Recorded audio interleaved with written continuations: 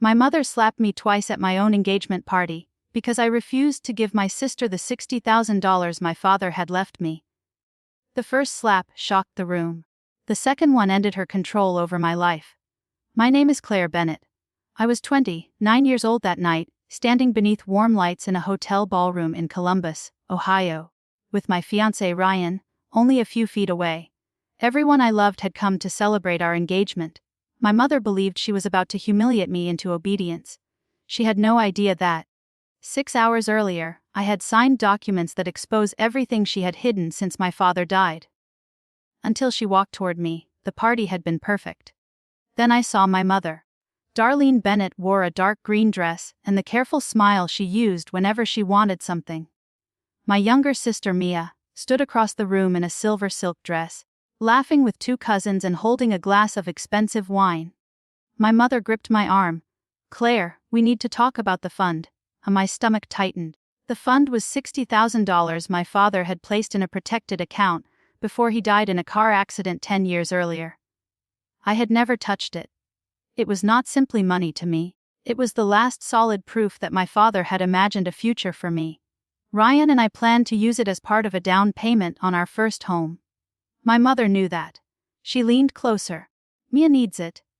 I looked across the room at my sister. She did not look like someone facing an emergency. She looked nervous, but I had learned not to confuse Maya's discomfort with helplessness. "What happened?" I asked. "She made some mistakes." "What kind of mistakes?" "That is not important. It is important if you want $60,000. My mother's fingers tightened around my arm. "You have a good job. Ryan has a good job.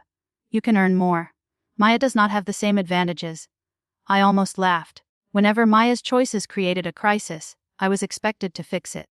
"I am not giving her dad's money," I said. My mother's smile remained, but her eyes changed.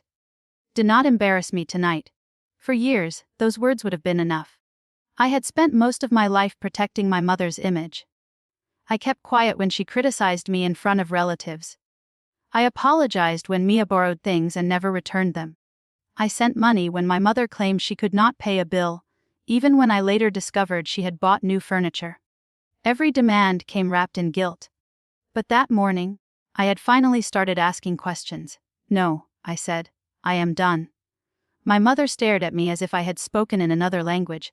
Then she raised her hand and slapped me. The sound cut through the music. The quartet stopped. Conversations died. A server froze with a tray of champagne glasses.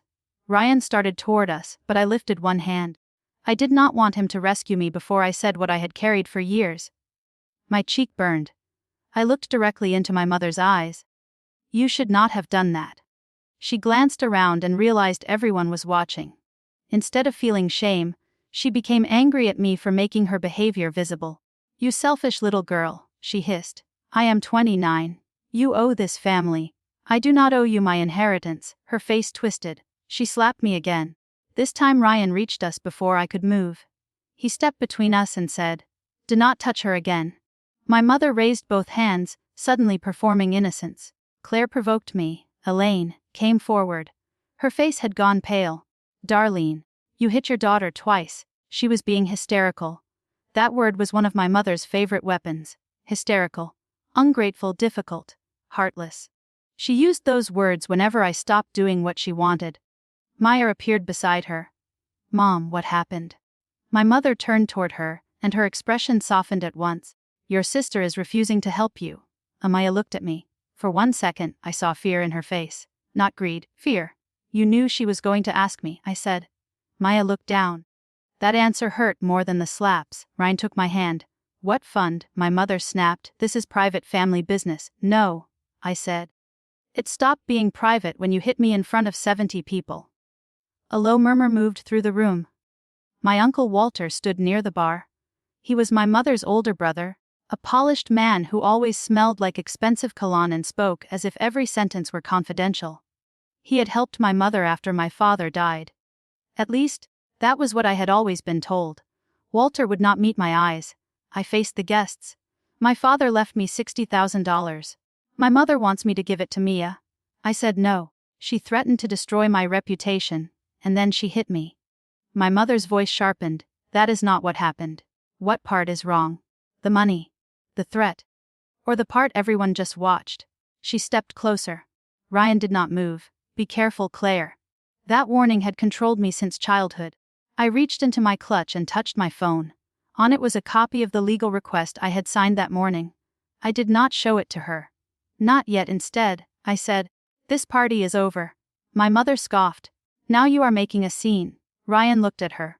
"You made the scene." Elaine put an arm around me. "No one here blames you." Claire. Her kindness nearly broke me. My mother studied my face. She must have seen something new, because her anger began to fade into uncertainty. "What did you do?" she asked. I picked up my coat. "You will know Monday morning." For the first time in my life, I watched real fear enter my mother's eyes. Outside, the November air felt cold against my burning face. Ryan guided me toward our car, but he did not hurry me. That was one of the things I loved most about him. He never treated my emotions like problems he needed to solve quickly. At the edge of the parking lot, I stopped. "I need a minute." "Take it." I had imagined freedom would feel light. Instead, it felt like standing barefoot on broken glass, knowing the only way out was forward. Ryan waited beside me. Finally, he asked, "Has she hit you before?" "Not like that." His expression changed. "She did not need to hit me," I said. "She knew how to control me without leaving marks." I told him how she invaded my privacy, called my employers, borrowed money, and made relatives question my judgment whenever I resisted her. "I should have known," Ryan said. "No. I worked hard to make sure you did not." "Why?" "Because when someone controls you long enough, part of you starts wondering whether they are right about you." He took my hand. "I see you, Claire." That simple sentence made me cry. At our apartment, Ryan made tea while I changed out of my engagement dress. In the bathroom mirror, a pink mark crossed my left cheek. 3 weeks before my father died, he had taken me to breakfast. I had been 19 and worried about disappointing my mother, because I wanted to attend a college 2 hours away. Dad had looked across the table and said, "You do not have to earn love by disappearing." At 19, I had not understood. At 29, I finally did. Ryan placed a towel-wrapped bag of frozen peas beside my tea. His small attempt to make me smile helped me breathe again. Then he asked, "What did you do this morning?" I told him about Lee Whittaker. Lee was the daughter of my father's attorney. Her father had recently retired, and while organizing old estate files, she found a box with my father's name on it. 2 weeks earlier, she called me. At first, I thought the call was about the $60,000 account. Instead, she asked whether my mother had ever given me annual statements from the Bennett Family Trust. I had never heard of it. That answer changed everything. My father had owned a small commercial cleaning company. It was not glamorous, but it was successful. According to the records Lee found, he had created a trust containing life insurance money, business proceeds, and savings. The trust was meant to support my mother, Maya, and me after his death. My mother was appointed temporary trustee, with Uncle Walter as financial advisor. She was supposed to provide reports and preserve separate shares for both daughters. No reports had ever reached me. Lee showed me copies of accounts I did not know existed. There were withdrawals marked as tuition, although scholarships had paid my tuition. There were charges for medical treatment no one in our family had received. There were transfers to a company connected to Walter. That morning, I signed a formal demand for an accounting. I also authorized Lee to request an emergency court order, preventing my mother or Walter from moving any remaining trust assets. The protected $60,000 was outside my mother's control. I finally understood why she wanted it so badly. "How much is missing?" Ryan asked. "We do not know yet." He leaned back. "Claire, this is bigger than an argument at a party." "I know." My phone rang, Mom. I let it go to voicemail. A minute later, a message appeared. "Claire, call me immediately. You have no idea what you are doing. Whatever Leah told you is wrong. Your father was not the man you pretend he was. If you drag this family through the mud, you will regret it." The recording ended. Ryan frowned. "What did she mean about your father?" "I do not know. My father had not been perfect. He worked too much. He avoided conflict. Sometimes he allowed my mother to speak for both of them because peace was easier than confrontation. But he was kind. He never humiliated me. He never made me feel that love depended on obedience." Another message arrived. This one was from Mia. Please do not file anything else until we talk. I showed it to Ryan. Do you trust her? He asked. No. Do you want to answer? I looked at the bruise forming on my cheek. Not tonight. At 6 the next morning, someone knocked on our apartment door. Ryan checked through the peephole. It is Mia. She stood in the hallway wearing yesterday's dress under a long coat. Her makeup was smeared. She held a brown envelope against her chest. When I opened the door, she looked over her shoulder before stepping inside. Mom cannot know I am here, she said. Then she handed me the envelope. She did not want your $60,000 for me. Mia sat at our kitchen table with both hands wrapped around a cup of coffee. For several minutes, she said nothing. I did not comfort her. I had spent too many years making difficult moments easier for everyone except myself. Tell me the truth, I said. She nodded. Mom owes Uncle Walter money. How much? I am not sure. More than the 60,000. Why? Maya stared into her coffee. She says she borrowed from him. She says he is blackmailing her. I do not know which one is true. The envelope contained past due notices, a private loan agreement, and copies of transfers. Some payments went from my mother's personal account to Walter. Others came from accounts labeled with my father's initials. One document showed a balance of $184,000. My hands went cold. Where did you get these? Mom keeps papers in a locked desk. I found the key last month. Why were you searching her desk? Because she started opening my mail and taking my bank card. You are 26. I know. The shame in her voice was real. Maya told me that she had lost her job 6 months earlier. My mother invited her to move home and promised to help. Within weeks, Darlene controlled her phone, her bank account, and every place she went. The same cage had simply gained a new prisoner. Last week, Mom said you were going to give me money, Mia continued. I told her I did not want it. She said it was not my decision. You could have warned me. I should have. Why did you not? Because she said if I interfered, she would tell you what Dad wrote about me. I looked up. What did Dad write? I do not know. She has always said there was something in his papers that would make you hate me. I wanted to dismiss it as another lie. But my mother's voicemail echoed in my mind. Your father was not the man you pretend he was.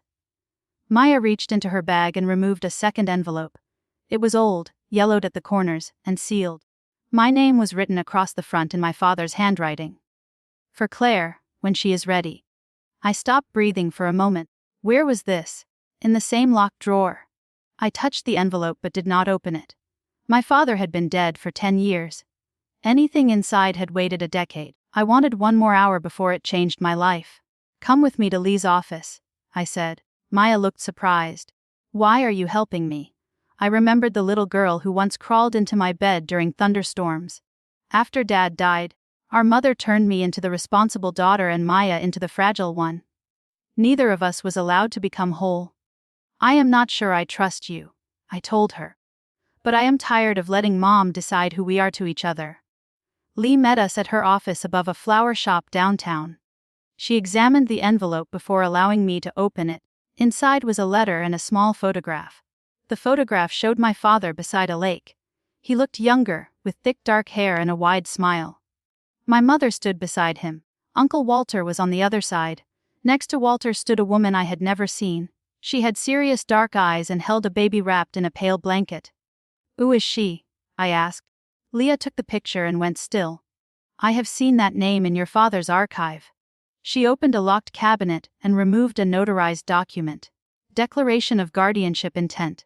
The names listed were Thomas Bennett, my father, Darlene Bennett, my mother, Walter Price, my uncle, and Alana Voss. The document said my parents intended to become guardians of Alina's child. What child? Maya asked. I unfolded my father's letter. My Claire, if you are reading this, then events have gone differently than I hoped. I have made mistakes. Some came from fear. Others came from believing silence could protect the people I loved. It cannot. Secrets do not protect a family. They only teach pain to wait. I looked at Maya before continuing. Your sister came into our lives in a way more complicated than you were told. She is innocent in all of it. So are you, Mia whispered. Does that mean? My hands trembled as I read. Elena Voss was Walter's former partner. When Elena became seriously ill after Maya's birth, Walter refused to accept responsibility. Your mother and I agreed to care for the baby until Elena recovered. Elena did not recover. She died when Mia was 6 months old. Mia made a sound I had never heard from her before. I kept reading. Your mother wanted to adopt Mia. I agreed because I loved her. And because I believed she deserved a stable home. Walter demanded that his connection to her remain secret. He was engaged to another woman, and he feared scandal. Darlene agreed to his silence, but she made him promise financial support. I looked at Uncle Walter's name on the loan documents. The truth began assembling itself. Walter was not only our uncle, he was Mia's biological father. Mia backed away from the desk. No, Leah spoke gently. Sit down. I do not want to sit down. She paced toward the window and pressed both hands over her mouth. My father's letter continued. Over time, Walter stopped paying what he promised. Your mother began using trust money to cover Maya's expenses, then to cover other debts. When I discovered the withdrawals, Walter threatened to expose the adoption and destroy our family. I planned to remove them both from the trust and tell you the truth when you were older. The final paragraph was dated one day before my father's accident. If something happens to me, do not assume it was chance. Look at the money, follow Walter, and remember that Maya is your sister in every way that matters. The room became silent. Mia looked at me with tears running down her face. Do you hate me? No. The answer came immediately. I was angry, stunned, and sickened by the lies, but none of them belonged to Mia. I do not hate you. As she began to cry harder, I crossed the room and held her. For the first time in years, she felt like my little sister again. Lee did not interrupt us. When we finally sat down, she placed the transfer records beside my father's letter. Your father believed Walter was stealing from the trust, she said. This letter suggests he planned to confront him. The day before he died, I said. Lee nodded. My phone rang. It was my mother. I answered and put it on speaker. Where is Maya? She demanded. There was a pause. Then my mother's voice dropped. You opened the letter.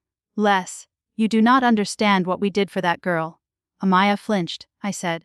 You lied to both of us for 26 years. I gave her a home. And then you used the truth to control her. My mother breathed heavily into the phone.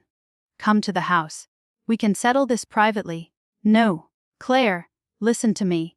Walter is dangerous when he is cornered. It was the first honest warning she had ever given me. Before I could respond, another voice came through the phone. Walter, put my daughter on. Mia went completely still. Then the call ended. Lee moved quickly. She made copies of the letter and the financial documents. She contacted the court about the emergency freeze.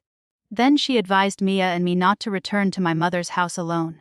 By noon, the court had temporarily blocked transfers from the remaining trust accounts. By 1, my mother knew. She left 6 voicemails. Her messages moved from anger to guilt and finally to tears. None of them worked anymore. Lee hired a forensic accountant named Marcus Cole. Over the next 3 days, he reconstructed 10 years of transactions. The original trust had held almost $600,000. Only $78,000 remained.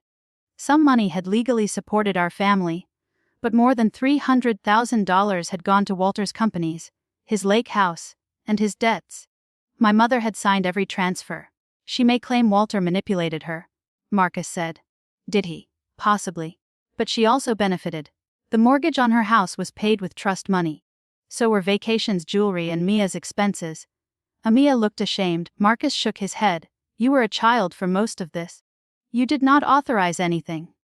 I thought about my college years, when I worked late shifts at a grocery store, because my mother insisted there was no money for books.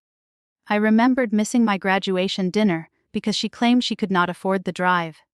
There had been money. There had always been money. It had simply been more useful to her as a tool than as support for me. The biggest surprise was a payment made 2 days after my father's accident. $75,000 had gone to a medical consulting company owned by Dr. Warren Hale. Hale was the physician who signed my father's death certificate. The official report said my father died at the scene. Lee stared at the payment. Why would the trust pay his doctor 2 days later? No one had an answer. We searched public records. Dr. Hale had retired 8 years earlier after a hospital investigation unrelated to my father. His medical consulting company closed soon afterward. Leah found an address in Indiana. That evening, Ryan and I sat at our kitchen table surrounded by papers. Our engagement gifts remained unopened, but Ryan never complained. "I am not trapped here," he told me. "I am choosing to be here. If your family never becomes healthy, we will build something healthier." Then someone knocked. This time it was my mother. She looked exhausted. Ryan stood beside me as I opened the door but kept the chain locked. "I need to speak to you alone," she said. "No, Claire. Please." It was the first time I could remember hearing her use that word without calculation. I opened the door, but did not invite her farther than the entryway. She saw Mia sitting in the living room. "You betrayed me," my mother told her. Maya stood. Her voice shook, but she did not look away. "You lied about who I am. I protected you. You protected Walter." My mother's face tightened. I held up the copy of the $75,000 payment. "What did Dr. Hale do?" She looked at it and all color left her face. "Where did you get that? Answer me. You need to stop digging." "Why?" "Because your father was not dead when they brought him to the hospital." The room seemed to tilt. I gripped the paper. "The report says he died at the scene." "I know. What happened?" My mother closed her eyes. "The crash was severe. He had internal bleeding. Hale said there was almost no chance he would recover." "Almost." "He was unconscious." "That is not an answer." Walter had arrived at the hospital before I did. My mother said he spoke privately with Dr. Hale. Afterward, Hale told the family my father was gone, but he was breathing. My mother whispered. Machines were breathing for him, but he was alive. I could hear my own heartbeat. "Did you agree to end treatment?" "Your father had a directive." Lee found no directive. My mother began to cry. "Walter brought one." Maya's voice turned cold. "Was it real?" My mother did not answer. I understood. "It was forged." "I did not know at first. But you learned." She nodded once. "And you paid Hale?" Walter said it was the only way to keep him silent. The grief I had carried for 10 years changed shape inside me. My father had survived the crash. Maybe only for hours. Maybe he could not have been saved. But my mother had allowed a false story to replace the truth, then paid for that lie with money meant for her daughters. "Did Walter cause the accident?" I asked. "I do not know. That is another lie, I swear, Claire." "Your father and Walter argued that afternoon. Thomas said he was going to the police about the trust. Walter followed him out. Later, the hospital called." "Why did Dad warn me to follow Walter?" "Because he knew what my brother was capable of," Ryan said. "You need to give this information to the police." My mother looked terrified. "If Walter learns I told you, he will destroy me." I stared at the woman who had struck me in front of a room full of people. Because she believed I would never fight back. "You should have thought about that before you helped him destroy us." She reached for me. I stepped away. "Please. I am your mother. You used that title as permission to hurt me. I made mistakes." "No. A mistake is forgetting a birthday. You stole from us. You hid Mia's identity. You helped cover up what happened to Dad. Then you tried to take the last money he protected from you." Her shoulders collapsed. "What are you going to do? Tell the truth." She looked at Mia, searching for support. Mia shook her head. "We are done lying for you." My mother left without another word. An hour later Leah called. Dr. Warren Hale had answered her message. He was willing to return to Ohio. He said he had kept evidence for 10 years, because he was afraid Walter would kill him. Dr. Hale agreed to meet at Leah's office on Friday morning. He arrived wearing a dark coat and carrying a metal document case. He was 72, thin and slightly bent. His hands trembled when he removed his glasses. The moment he saw me, he stopped. "You have your father's eyes," he said. I did not thank him. "Tell me what happened." He sat across from Maya and me. Ryan and Leah remained in the room. A detective named Nora Alvarez waited in the office next door. Hale knew she was there. He opened the case. Inside were copies of hospital notes, photographs, a flash drive, and a sealed envelope. "Your father did not die at the scene," he said. "He arrived unconscious but alive. He had a head injury, broken ribs, and internal bleeding. Surgery might have saved him." Might have. There were no guarantees. But there was a chance. "Yes." The word entered the room like a blade. Hale told us Walter arrived at the hospital with a document claiming my father had refused extraordinary treatment. The signature looked real. My mother confirmed it. "She knew it was false?" I asked. "At first I do not know. Later, yes. Hale had been under investigation for illegally prescribing pain medication. Walter knew and threatened to expose him. He also offered money. I was a coward, Hale said. I told myself your father would probably die anyway. I accepted the directive, delayed surgery, and entered false information in the chart. Maya covered her mouth. I wanted to scream at him. Instead, my voice came out quiet. Did my father wake? Look down. For less than a minute. The room disappeared around me. What did he say? He asked for you. I stopped breathing. He said, tell Claire I was right about Walter. Then he tried to say something about the brakes. Lee leaned forward. The brakes. Hale removed a small digital recorder from the case. The hospital required voice notes for emergency cases. I made one before Walter pressured me to change the chart. I deleted it from the system but kept a copy. He pressed play. Static filled the room. Then a younger version of Hale's voice described my father's injuries. A weak sound followed, my father's voice. It was faint and broken, but it was him. Claire, I grabbed Ryan's hand. Then my father whispered, brakes, Walter. The recording ended. For 10 years, I had believed my last connection to my father was $60,000 in a bank account. Now his voice existed in the room. He had thought of me while dying. He had tried to warn me. Hale admitted that Walter paid him $75,000 through the trust. He kept copies because he feared Walter would eventually blame everything on him. He also kept a photograph taken by an emergency technician. The image showed a cut in a brake line that the original police report had blamed on the collision. Detective Alvarez entered the room. She informed Hale that he could be charged for falsifying medical records, accepting a bribe, and interfering with an investigation. He said he understood. I should have spoken years ago, he told me. Yes, you should have.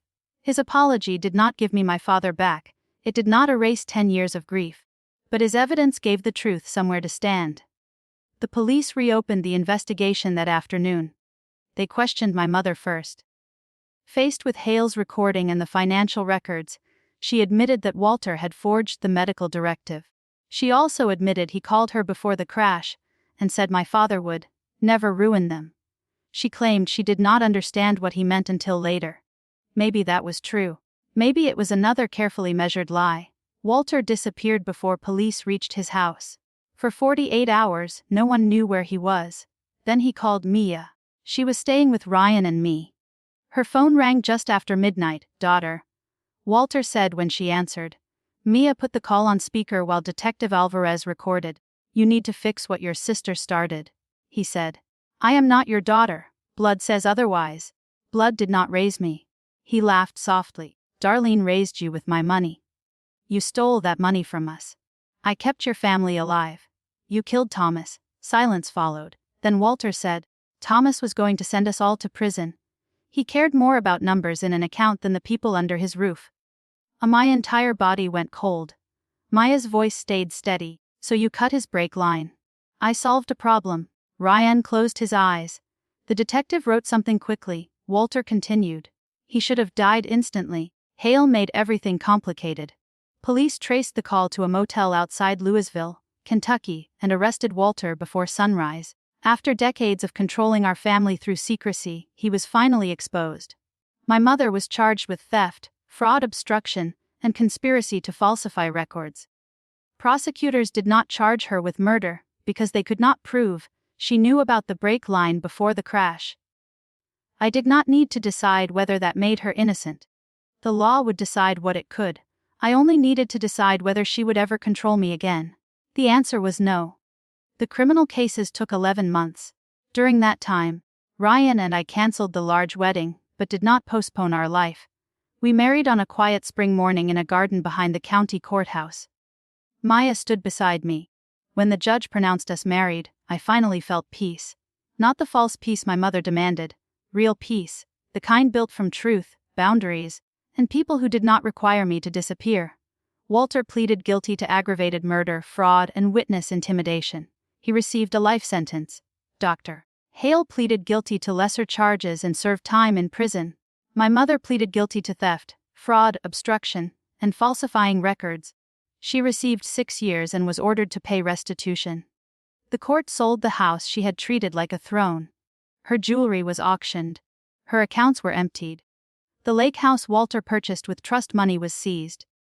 Most of the stolen money could not be recovered, but enough remained from property sales and insurance settlements to restore a meaningful portion of the trust.